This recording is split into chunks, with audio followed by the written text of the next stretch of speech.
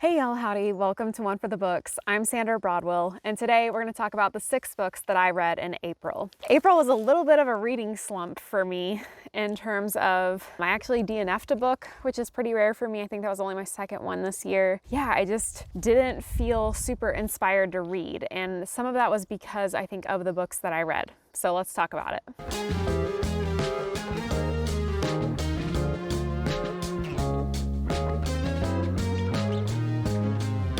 The first book I read this month was Children of Time by Adrian Jakovsky. This is the first book I had read from this author, and it is a futuristic space opera. The premise of the story is a scientist or a group of scientists has created a way to terraform other planets, and they seed this planet with a bacteria basically to help life evolve more quickly to create the Earth-like environment that we know. Specifically, they wanted to see basically if they could recreate primate evolution into another human-like species. When they seed this planet, things go a little bit wrong and the scientists don't realize it. Basically, no primates survive on the planet, and instead the bacteria or virus or whatever it is that is helping things evolve quickly latches on to some insect species, specifically spiders and ants. And so these species evolve really quickly. They develop complex social structures and cultures and become hyper intelligent. In the meantime,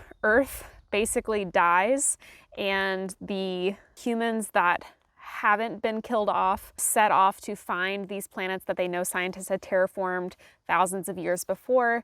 And when they get there, of course, they find this hyper intelligent species of spider is living there, and it is their planet. That's the basic idea behind it. I found the concepts in this book super fascinating, specifically the way that the spiders, their perspective when we got to read from them was super fascinating, and the way that the author played with how spiders would think, how their culture would develop so differently from ours because of their different needs and the way that they would process the world. It was all super cool, and there was like a really epic battle that happened between spiders and ants to determine like who was going to have dominance over this planet. I thought that was amazing. So all of that was really, really cool. The things that I didn't really enjoy about this book were the humans. None of them were likable, and it really just put on display kind of what would happen if the last humans that survived were like not great humans, or if they were motivated by like unjust causes, or I just didn't root for the humans when they were the last ones left and they were trying to find a planet where they could survive.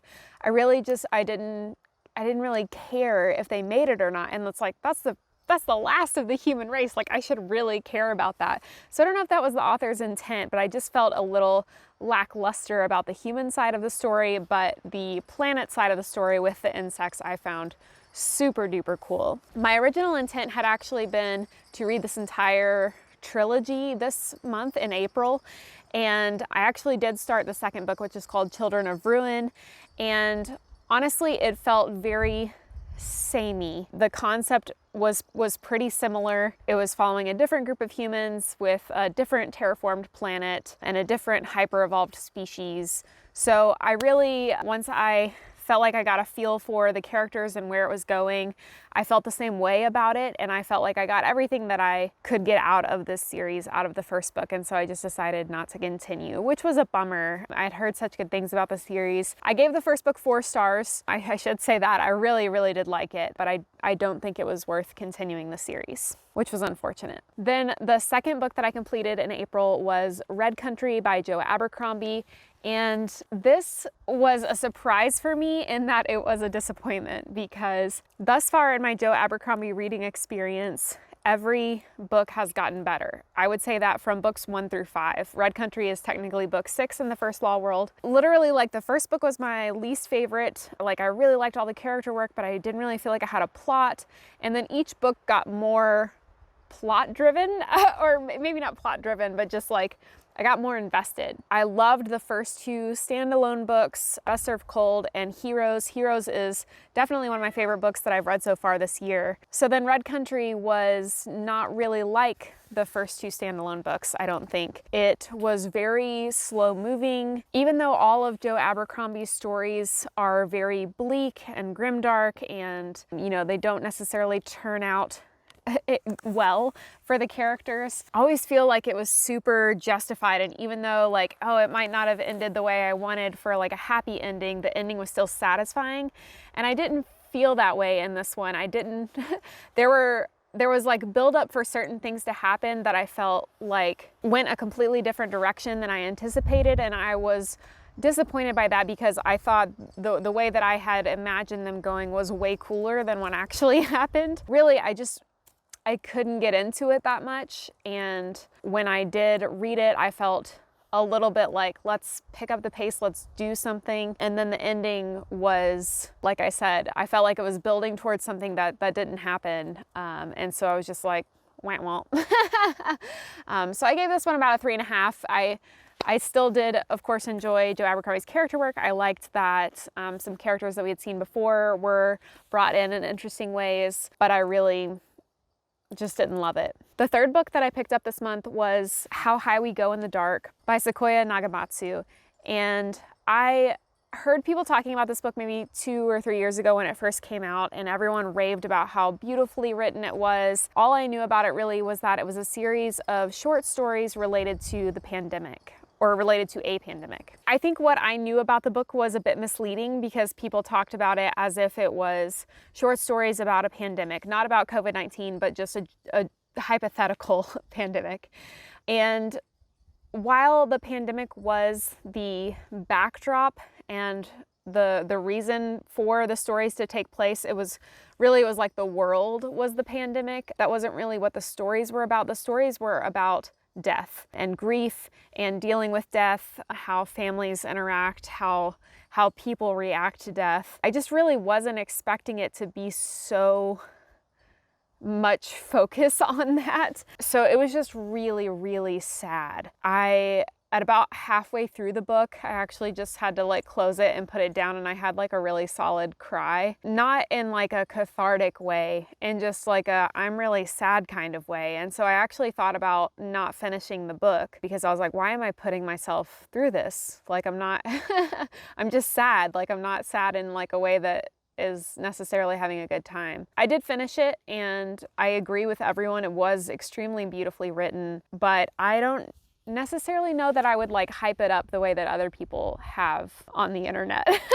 I would definitely read another book by this author because I think the ideas that they played with of how death shapes society over time, dealing with like catastrophic events like this. I thought some of the directions they took it were super duper cool, and it was, again, like the prose was beautiful. So I would definitely pick up something by this author in the future, but this one was just really heartbreaking.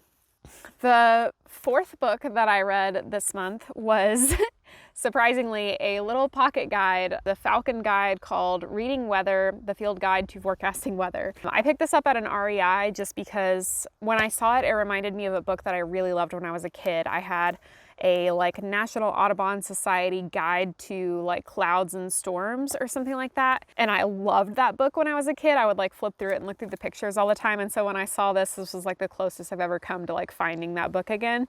And I was like, oh, cool. I love learning about random science stuff. And I just thought this would be really fun to read, and it was. I really love this. As you can tell, I like tabbed a ton of stuff in here because I underlined so much of it. I will say I wish that this had been written more in terms of like the joy of learning and just like for the fun of it. This book was specifically geared towards people going on outdoor expeditions like skiing or backpacking in the backcountry type of thing where you need to know, you're not going to be able to like know the weather precisely before you set out if you're going on a multi-day expedition. And so you need to be able to tell like when and if it's time to turn around if the weather has shifted on you suddenly. So it was more geared towards that, but it was still very scientifically based. It's written by a meteorologist. Jim Woodmansey is the author, and he apparently has his whole company that he's started helping people in these sorts of situations, like consulting for big expeditions, which is really, really cool. But yeah, I would say this is a really good, like, solid introductory guide. It definitely wasn't like college textbook. If you are a nerd and you want to know more about weather, I would say this is like a perfect starting point. So I learned all kinds of really cool things, like in relative terms, the Earth's atmosphere is about the same thickness as the skin on a tomato. Or if you are in the northern hemisphere and you face into the wind, then the area of low pressure is always on your right. Or how about generally air cools at the rate of about 4 degrees Fahrenheit per 1,000 feet of elevation gain. So that kind of stuff is super interesting, especially like, you know, out here van lifing and stuff, because, you know, whenever we look up the weather for where we're camping, a lot of times we're not really near a town, but obviously the nearest weather station is like, it's giving us from the nearest town. And often if we're like up in the mountains from there, like my husband's smartwatch will tell us what elevation we're at. And if we can figure out the elevation of the town, the elevation we are, then we can use that to more accurately predict like what the weather is going to be where we're camped. So yeah, this was a great little thing. I actually called my brother after I read this book, and I like talked to him on the phone for like an hour about the weather, and I like read him a bunch of shit in here. So I thought it was just a really fun little book, and I'm sure I'll reference this a lot in the future. The second to last book that I read this month was The Empress of Salt and Fortune by Niveau, and that is the first in a novella starting a series of novellas called The Singing Hills Cycle, and it is about a cleric, I think, who collects stories as part of her like charge in her religion, and she meets a woman who was a servant in the house of the former Empress, and that servant worked for the Empress at a time that is pretty much lost to history. The Empress was like very secretive about what she was doing during that time, and so this whole first book is the main character, the cleric, interviewing the servant about what was really going on during that time. And it was a little bit of like a mystery being slowly revealed, and also they were just in like a really cool place. So the world building around it was really neat. And it was obvious that there was like a lot of depth to explore that was unexplored. Definitely makes me interested to read more of the stories in the series. So it was very short, but it was a very solid start. And then finally, the last book that I read in the month of April was my favorite book for the month, and that was The Book That Broke the World by Mark Lawrence. This is the second book in the library trilogy and also just came out in April. So the first book is The Book That Wouldn't Burn. That followed primarily two characters, Evar and Elvira. Elvira grew up out in the dust, which is like this deserted, deserty area outside of civilization, but her village was attacked like right in the very first chapter, and she was kidnapped and taken into the city. And the city is where the library is. The second main character, Evar, grew up inside the library. The library is basically infinite, and Evar and his siblings grew up there together and had never been able to find a way out of the library. And that's pretty much what he had dedicated his life to, was like finding a way to get out. So that's how the first book kicks off. This second book picks up exactly where the other characters left off. We do get back to them eventually, but it doesn't start with them. It starts with some new characters that we're introduced to, who at the beginning of the story are slaves, and it follows them as they discover the library, and then we slowly get to find out how their story interweaves with Evar and Elvira's story as the book goes along. And also, of course, we pick up where Evar and Elvira left off and the crazy situations that they were in and how they get out of those tangles.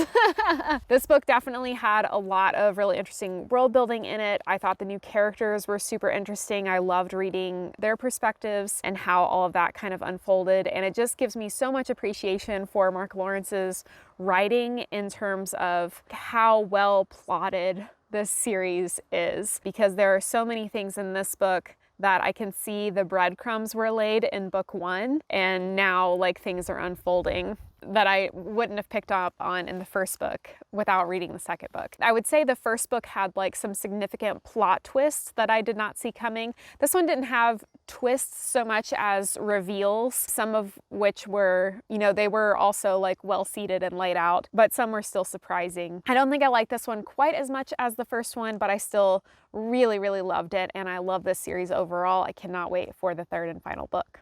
So that was my April. Yeah, it wasn't the best reading month in terms of like numbers or enjoyment, but I did have some really great reads in there, and I hope you did too. So if you've read any of these books, let me know what you thought of them down in the comments below. And if you haven't, let me know what your favorite book was that you read in the month of April. Thanks so much for tuning in and hanging out with me for a little bit today. As always, please be kind, read books, and hit the subscribe button below for more bookish content to come. I'll see you next time.